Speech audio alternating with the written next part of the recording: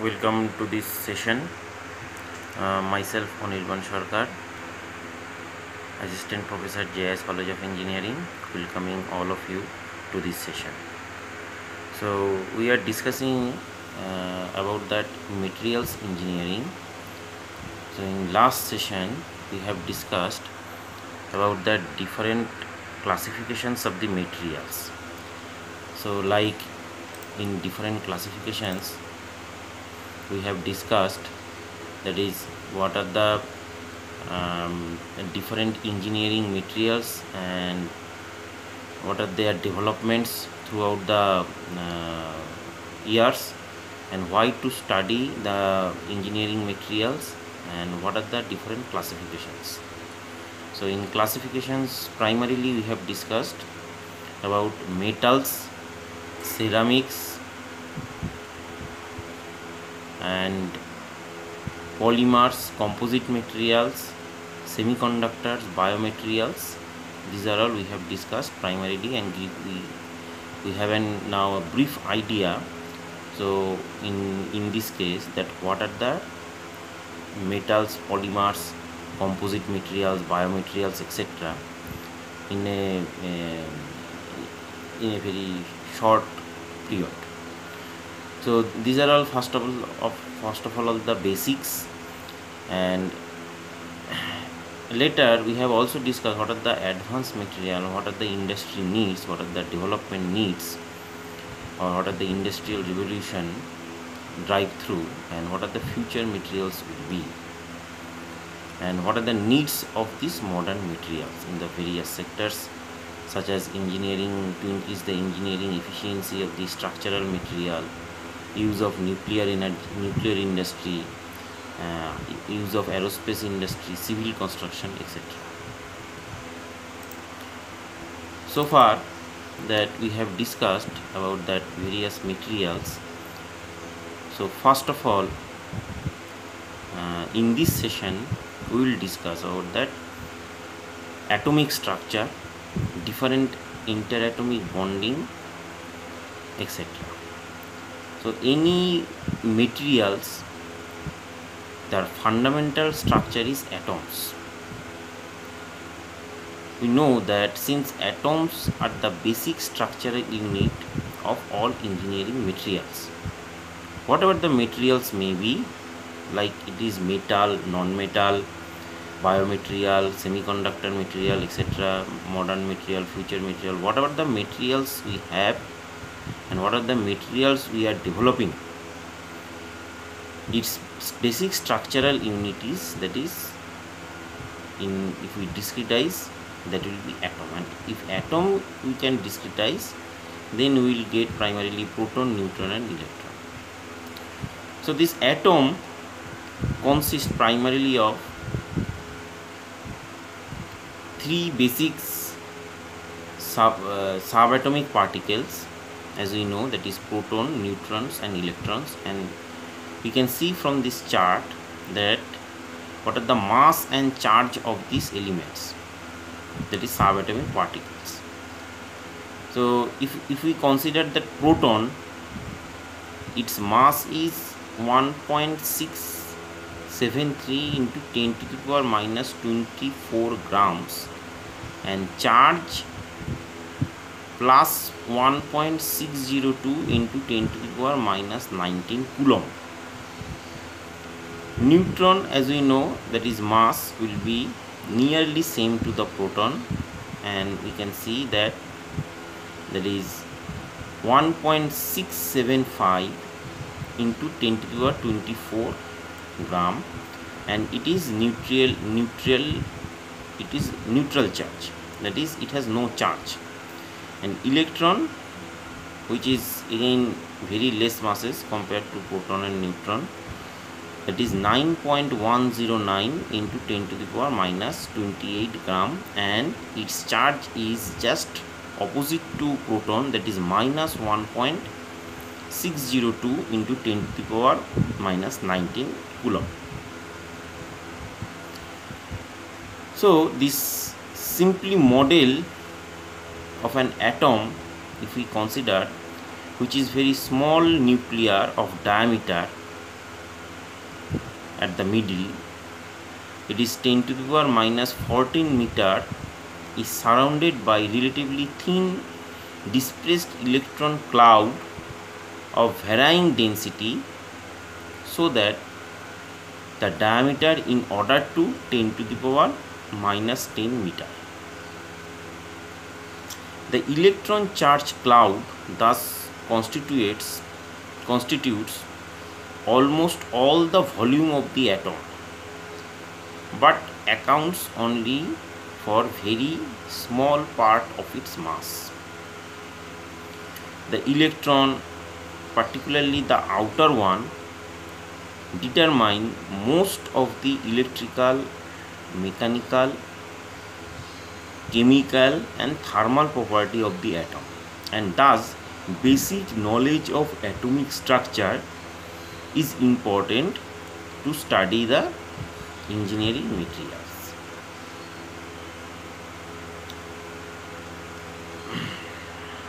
Now we are moving to the next page, the atomic bonding in solids. So in order to for atomic bonding, in order to understand why differ in properties,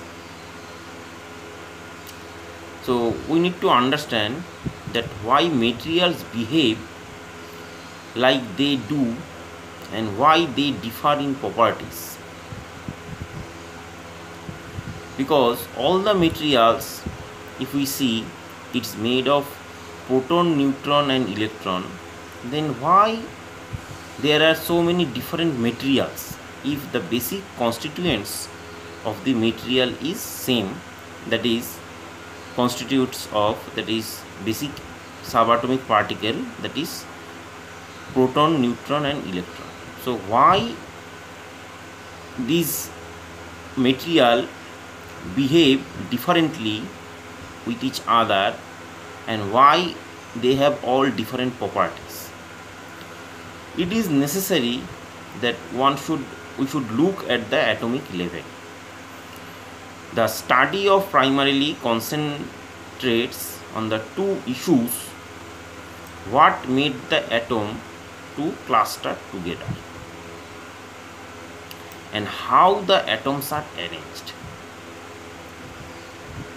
So as we know that atoms are bound to each other by number of bonds. These interatomic bonds are primarily of two kinds, that is primary bonds and secondary bonds. Ionic, covalent and metallic bonds are relatively very strong and grouped as primary bond.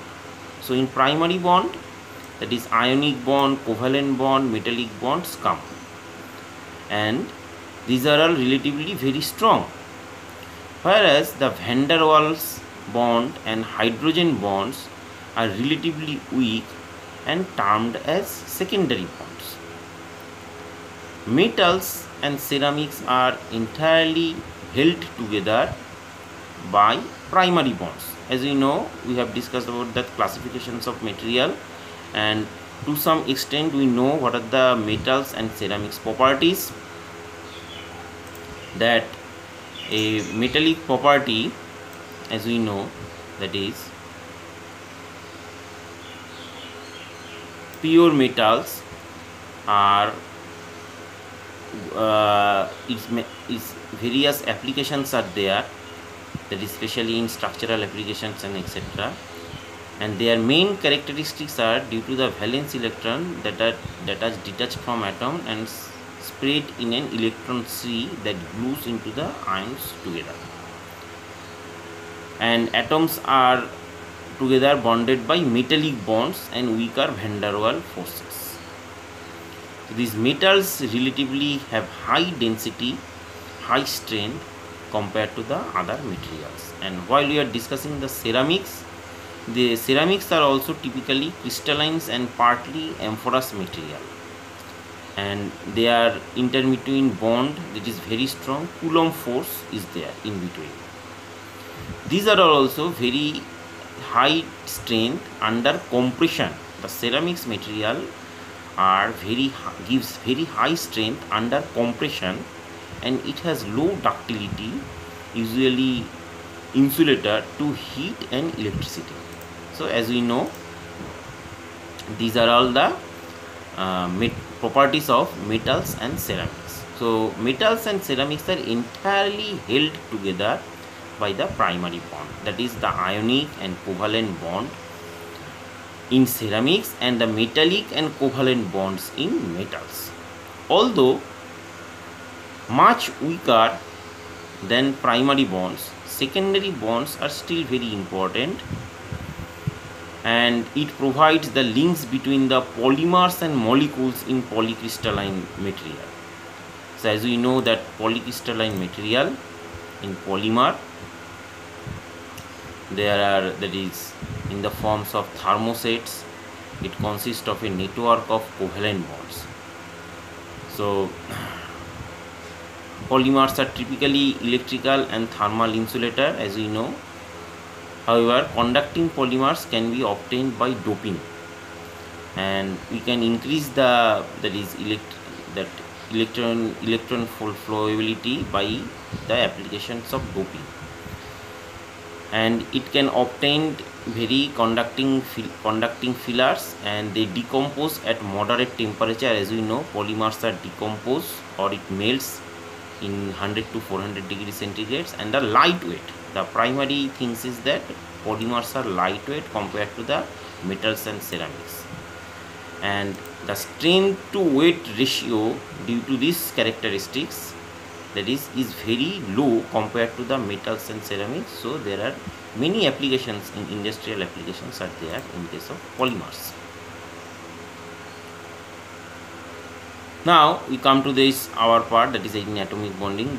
So although we are discussing about that secondary bonds are still very important, and they provide links between polymers molecules in polyethylene and other polymers, which makes them solid. So without them also water would boils at minus 80 degrees centigrade. So if there is no secondary bonds, there is no existing of secondary bonds, the water would boil at minus 80 degrees centigrade, and life was known it on the earth would not exist now. Clear? So these are all the atomic bonding in solids. So now we are moving to the next page. So there is a distinct classification, that is types of atomic bonding. So it is primarily as we divided, that is primary atomic bond and secondary atomic bond. In primary atomic bond, it is mainly divided among, that is ionic bond, covalent bond and metallic bond. And in secondary atomic and molecular bond, we have permanent dipole bonds and fluctuating dipole bonds. So one by one we will discuss this atomic bonding. So first of all we will start with that ionic bonding, that is primary bonding, a type of primary bonding. So ionic bonds exist between two atoms. When one of the atoms is negative, that is has an extra electron in our outermost layer, and another is positive, has lost an electron, and there is a strong direct Coulomb attraction. Basically, ionic bonds are non-directional in nature. So the example is sodium chloride.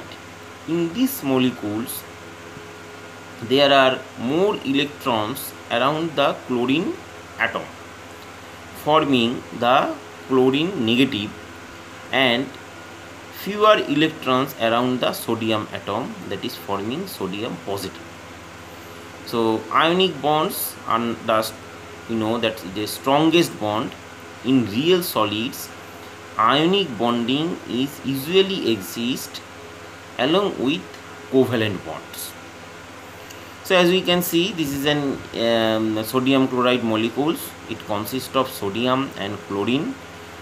So in outermost layer of sodium, the extra atom is moving to that chlorine atom, so thus it makes sodium is positive and chlorine is negative, and due to this positive and negativity of these two atoms, they are forming a bond, strong bond, which is known as, that is, ionic bonding. So in real life, in real solids, ionic bonds is usually exist with covalent bonds. So we must know the importance of the covalent bonds. So next page, in next slide, we are discussing about that covalent bonds. So this is the covalent bonds. As we know that in covalent bonding, electrons are shared between the two atoms, that is, a single or a multiple electrons can be shared by the two atoms to saturate the valency. In previous case, that is in ionic bonding, by sharing one electron of one atom to another atom, another type of atom, that saturates the valency. And here, by sharing one or more atom, or one or more electron, by sharing one or more electron in the outermost layer, it to saturate the valency. The simple example is hydrogen molecules, H2 molecules, where the electrons spend more time in between the nuclei of the two atoms than outside, thus producing bonding. Covalent bonds are stereospecific, that is, each bond between a specific pair of atoms which shares a pair of electrons of opposite magnetic spins.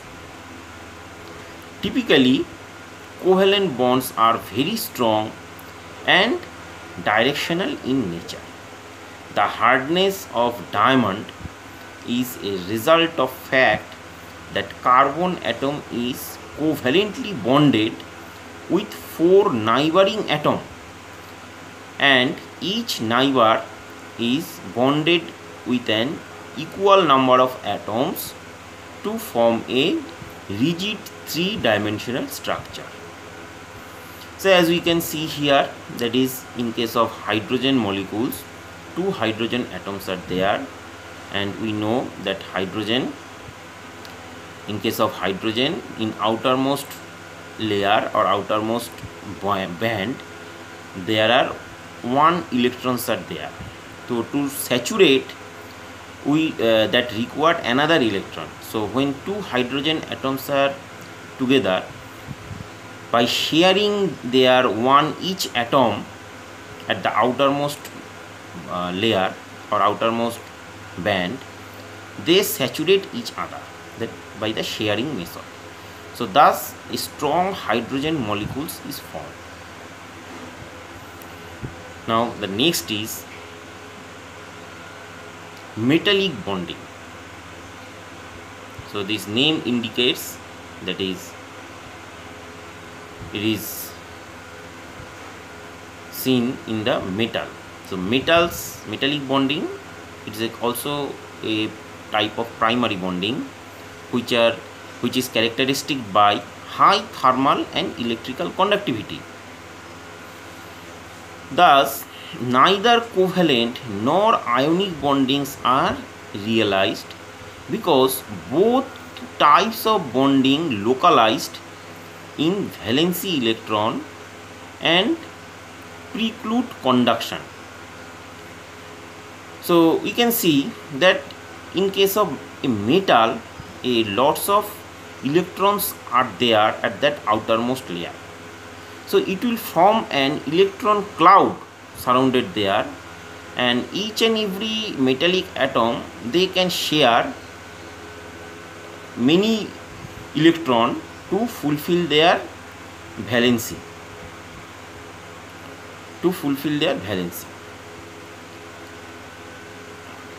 at the outermost layer, to saturate their valency at the outermost layer. However, strong bonding does occur in metal. The valence electron of metals are also delocalized. Thus, metallic bonding can be viewed as metal containing a periodic structure of positive ions surrounded by a sea of or a cloud of decolonized electron. Now this decolonized electron can be shared as required by various atoms of the metal to saturate the valence. The attraction between the two provides the bond, which is non-directional. So as we can see in this figure, there are core, there are many atoms are there, and it is surrounded by an electron cloud of valency electron. So as many electrons are there for an similar kind of atoms of metal, so for an particular atom they can share neighboring atoms of electron. So thus it will form an electron cloud or electron sea in the outermost layer of this metal, and thus it gives a strong bonding, strong metallic bonding of a metal. So next we will go to the secondary bond, which is fluctuating induced dipole bond and polar molecule induced dipole bonds. So in fluctuating induced dipole bonds, since electrons may be one of the side of atom or other, a dipole is formed, that is positive nucleus as center and electrons outside. Since the electron moves, the dipole fluctuates. This fluctuation of atom A produces a fluctuating electric field that is felt by electron of an adjacent atom B.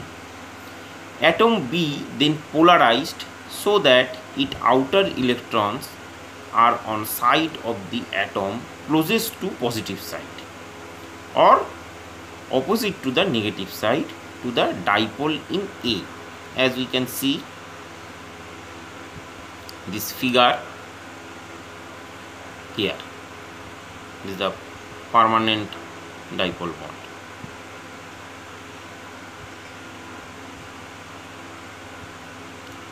Now next is, that is polar molecule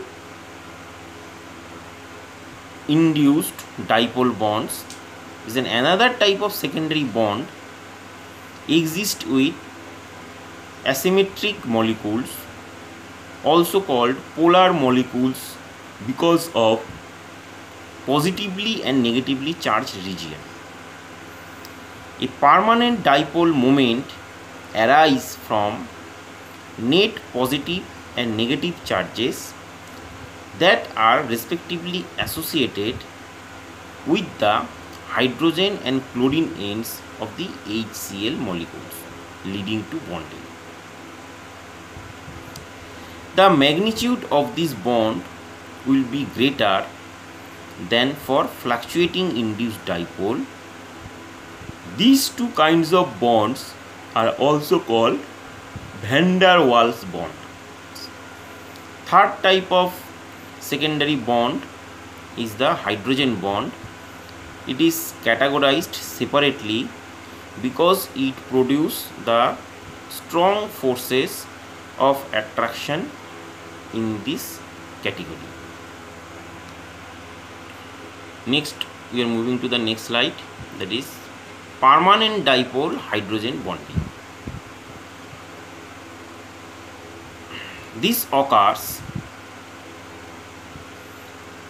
between molecules as covalently bonded hydrogen atom.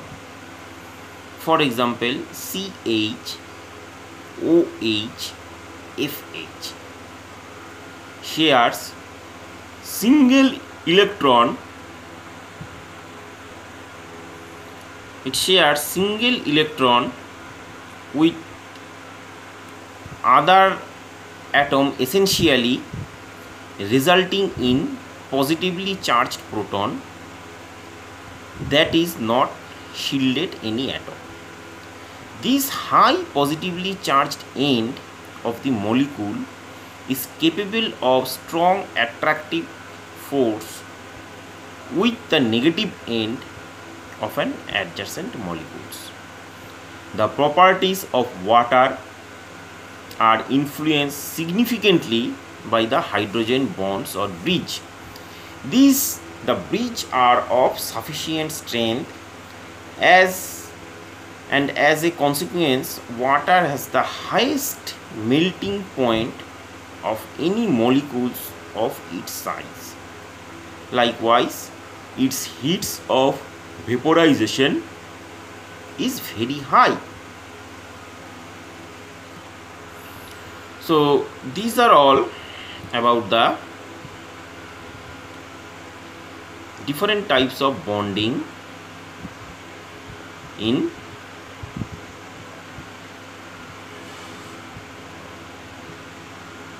this chapter. So we have discussed about that ionic bond, covalent bond and metallic bond, and how they are formed. And for example, we have given that is ionic bond, that is NaCl, and for how it is formed by sharing the electrons to complete the valency. Covalent bond by sharing common electrons, and metallic bond by sharing an electron cloud.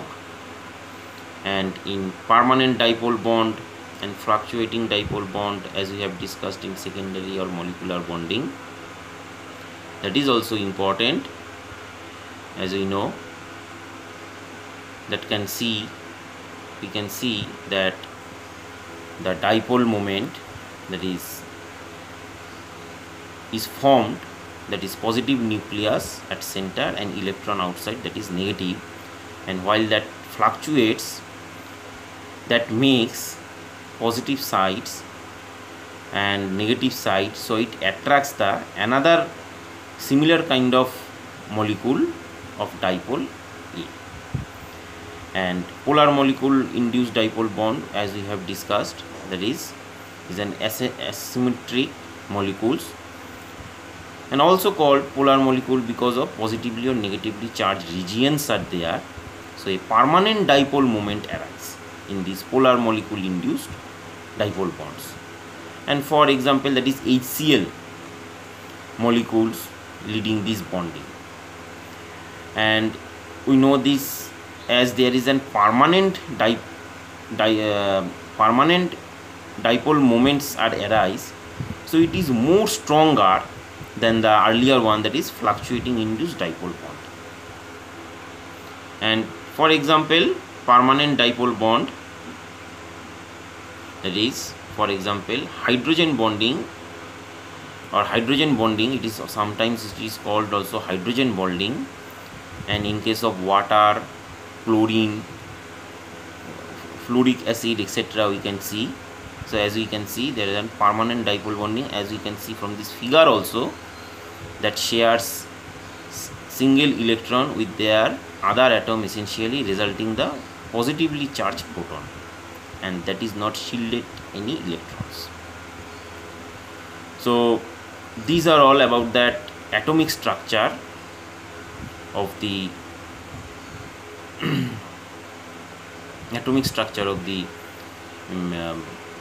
material, and different bondings are there.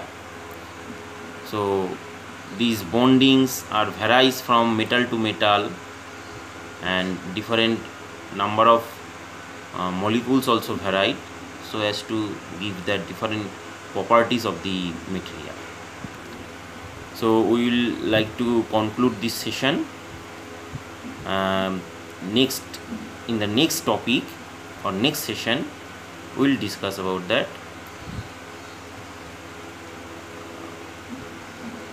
crystal structure and what is called crystal structure, crystalline and non-crystalline material. So thanking all of you for welcome and to coming to this session. Thank you very much.